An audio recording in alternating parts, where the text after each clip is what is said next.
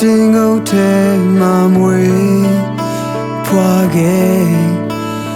ငယ်စဉ်ကတော့ငါရှို့တဲ့အတိုင်းဝိုင်းမှာကြည်ပြင်းခဲ့ဘူးပင်ဆိုတာကလေးဘဝတွေကကစားလာတဲ့ပေါ်ပဲဘူးပင်ဆိုတာကလေးဘဝတွေကကစားလာတဲ့ပေါ်ပဲအသက်ရွယ်ကြီးလာပြီကြောင်းကိုသွားရတဲ့ခါအပေါင်းအသင်တွေကြားတဲ့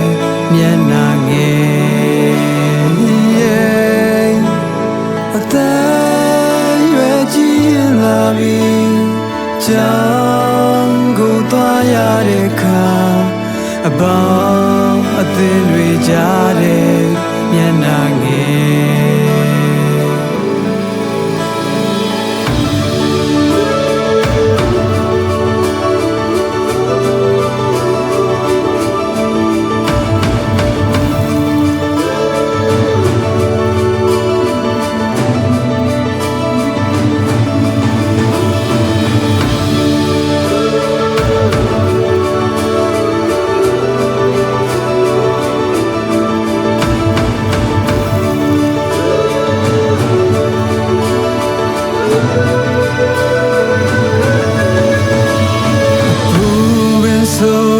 ကလေးဘဝတွေကကစားလာတဲ့ပေါ်ပဲဘူးပင်ဆိုတာကလေးဘဝတွေကကစားလာတဲ့ပေါ်ပဲအသက်ရွယ်ကြီးလာပြီကြော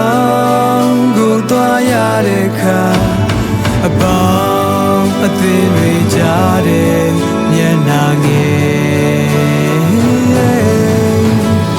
အသက်ရွယ်ကြီးလာပြီကြော